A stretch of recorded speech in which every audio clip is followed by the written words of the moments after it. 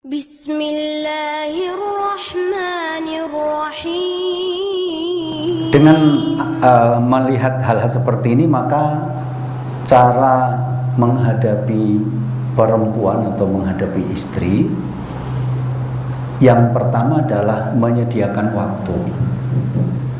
Jadi dalam 24 jam yang kita miliki ini mestinya ada barang berapa menit yang memang kita pakai untuk kebutuhan istri.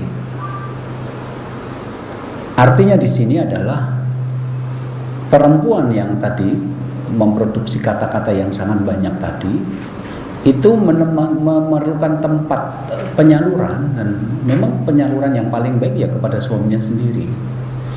Jadi kalau Anda menemukan ada perempuan yang menceritakan rahasia suaminya kemana-mana, ada kemungkinan memang perempuan ini tidak amanah ya. Jadi dia menganggap menceritakan aib keluarga ini bukan sesuatu yang memalukan, perempuan yang berakhlak buruk. Tapi kemungkinan terbesarnya kenapa masalah rumah tangga itu bisa sampai kemana-mana, karena suami memang tidak menampung ya. Kalau memang akhlaknya buruk, maka seperti kasus istri Ismail yang pertama.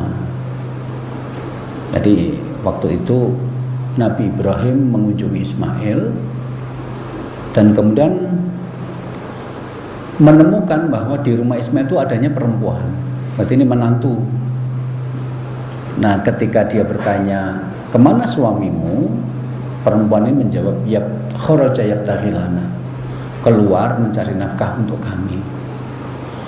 Nah, kemudian Ibrahim bertanya kepada istri Ismail itu, "Bagaimana keadaan rumah tangga kalian?" Harusnya ya sudah, tidak perlu dijawab gitu loh. Tapi ternyata istrinya Ismail malah nahnu bidoyikin. Kami dalam keadaan kesulitan, kami dalam keadaan tidak nyaman. Nah, kemudian dia cerita tentang rumah tangganya, dan setelah ditunggu lama Ismail tidak segera balik. Kemudian Ibrahim pergi dengan meninggalkan dua pesan. Satu, faqra'i alaihi salam, titip salam untuk suamimu. Yang kedua adalah minta dia mengganti palang pintu. Begitu Ismail pulang, istrinya cerita, "Tadi ya bapak-bapak kesini, bapak tua nunggu cari kamu, dan karena nunggu tidak segera pulang, dia pergi. Pertama dia nitip salam. Begitu ada kata dia nitip salam, Ismail langsung mengatakan, "Hadza abi, itu tadi bapakku kalau begitu." Terus dia pesan apa? Yang kedua dia minta kamu mengganti palang pintu. Nah, Ismail mengatakan, "Berarti kamu berkemas-kemas karena bapakku memerintahkan untuk menceraikan kamu." Jadi seorang nabi saja itu perintahnya ceraikan anak. Kenapa? Karena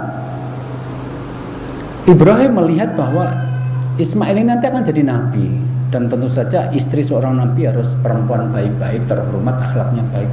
Dan ketika seorang istri itu menceritakan aib keluarga kepada orang lain, ini dianggap tidak baik. Maka kemudian Ibrahim meminta kepada Ismail untuk menceraikan istrinya.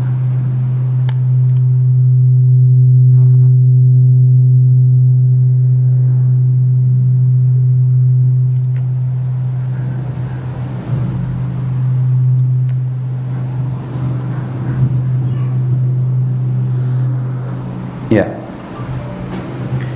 Jadi perkataan ceraikanlah dia dengan bahasa kiasan gantilah palang pintu itu datang dari seorang nabi.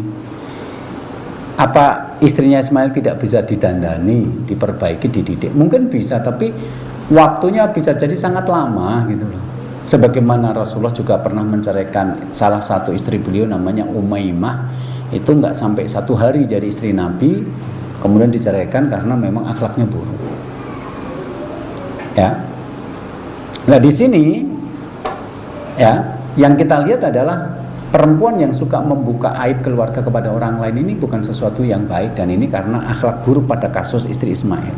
Tapi pada kasus kita yang sekarang ini kebanyakan adalah karena tidak punya kesempatan untuk membagi cerita itu kepada suami.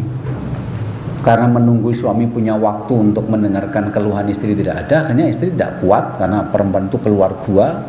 Ya, yang penting apa yang dirasakan itu segera dibagi dengan orang lain, maka akhirnya di arisan dia ngomong, di grup senam dia ngomong, di pengajian dia ngomong, gitu kan. Akhirnya tersebarlah cerita rumah tangga itu kemana-mana. Maka untuk mengatasi ini, seorang laki-laki yang baik akan menyediakan waktu untuk keluarganya. Nanti Anda akan mendapatkan kisah tentang Aisyah radhiyallahu anha yang menceritakan tentang 11 perempuan jahiliyah. Jadi dulu ada perempuan jahiliyah jumlahnya 11 ngumpul. Kemudian mereka sepakat untuk menceritakan suami mereka masing-masing. Dari sudut pandang saya berarti ada 11 tipe laki-laki kalau sudah menikah. Termasuk yang tadi diceritakan itu. Jadi ada laki-laki yang menikah itu nanti modalnya kalau urusan ranjang pokoknya cepat selesai, nggak mau tahu isinya selesai atau tidak. Itu ada ternyata salah satu di antara tipe 11 itu. Nah ini kalau kita lihat itu sampai 4 halaman di dalam Fathul Bari. Jadi dalam kehidupan nyata ketika Aisyah cerita satu sampai 11 perempuan itu, ternyata Rasul punya waktu untuk mendengarkan. Jadi Rasul punya waktu untuk bicara dengan istri, kemudian mendengarkan apa yang disampaikan istri. Nah, kalau ternyata masih ada bapak-bapak dan mas-mas yang merasa tidak penting untuk berbicara dengan istri, dengan alasan mungkin saking sibuknya, maka saya menampilkan riwayat ini. Ini adalah riwayat dari Ibnu Abbas radhiyallahu anhu ketika dia mengatakan bitu inda kholati Maimunah. Aku menginap di rumah bibiku Maimunah. Maimunah itu salah satu istri Rasulullah. Dari Maimunah dia keponakan, dari Rasulullah dia sepupu. Karena bapaknya Ibnu Abbas yaitu Abbas bin Abdul Muthalib itu pakdinya Rasulullah. Jadi ini sepupu. Dia mengatakan, aku pernah menginap di rumah bibiku Maimunah. Fatahadatha Rasulullah sallallahu alaihi wasallam ahli sa'atan. Saya mendengar setelah sholat isya Rasulullah itu berbincang-bincang dengan keluarganya barang sesaat. Tsumma raqada, setelah itu kemudian Rasul tidur. Nah, jadi begini, untuk bapak-bapak yang masih punya waktu, cobalah untuk meluangkan waktu. Tadi saya bilang ibu-ibu itu kan cerewet gitu ya. Jadi kalau ditanya satu jawabannya kan cerita pendek. Anda cuma ngomong, kamu cerita deh sehari tadi ada masalah apa. Udah, dipicu gitu aja nanti dia bisa cerita banyak gitu. Beri waktu untuk itu. Rasul saja masih punya waktu untuk mendengarkan curhatannya Aisyah. Tapi kalau Anda tetap ngeyel sibuk, karena ini Jakarta Ustadz, pulang dari kantor jam 4 sampai rumah sudah jam 8 malam, oke. Anda bisa meniru yang ini. Jadi untuk menyediakan waktu itu caranya dengan setelah sholat isya atau sebelum Anda tidur, Anda ngobrol dulu sebentar. Jangan malah mau masuk tempat tidur udah minum obat tidur dulu gitu loh. Nanti begitu masuk kamar ya langsung tidur. Tapi barang 1/4 jam, setengah jam, cobalah Anda menyediakan waktu untuk menampung laporan istri tentang kejadian satu hari itu. Coba ini dibiasakan, nanti akan terjadi banyak perubahan. Jadi kadang-kadang istri itu cuma pengen ngobrol berdua, santai, nyaman dengan suaminya, kadang-kadang tidak terpenuhi. Benar nggak Bu? Coba dengarkan keluhan istri-istri Anda itu. Jadi ternyata Rasulullah itu mau tidur ngobrol dulu sama istrinya. Padahal nanti kalau kita baca riwayat yang lain, sore tadi Rasul sudah makan bareng sama semua istri. Kemudian nanti Rasul akan menginap di tempat istri yang mendapatkan jatah menginap. Tetapi sore tadi pada sholat asar Rasul mendatanginya satu-satu. Kemudian nanti mereka makan malam bersama.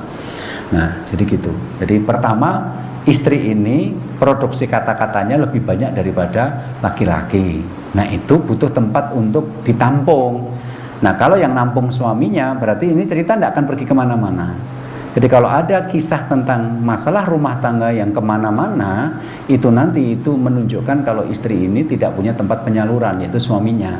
Nah sekarang banyak istri-istri yang menyalurkannya ke update status di WA, kemudian di Facebook gitu ya. Kadang-kadang kan saya ada banyak pengikut, dan kadang-kadang di wall saya itu kan ada mereka-mereka yang update status itu. Kadang-kadang juga terlihat bagaimana istri yang tidak bijaksana, karena kelihatan sekali kalau dia sedang marah sama suaminya gitu loh. Kadang-kadang saya tahu karena suami istri itu pernah bermasalah, kemudian konsultasi ke saya. Nah setelah lihat update statusnya, ini bermasalah nih mereka. Jadi kadang-kadang nggak dewasa di situ. Jadi, ya, ini yang pertama. Jadi mulai sekarang bapak-bapak berkomitmen, kalau bisa seperti materi kita zaman dulu, apa indahnya kebersamaan dalam keluarga dulu, ya. Jadi makan malam bersama atau sarapan bersama.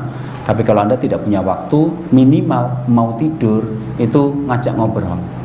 Oke. Syukran ya Rabbi, syukran, hadaita qalbi, syukran.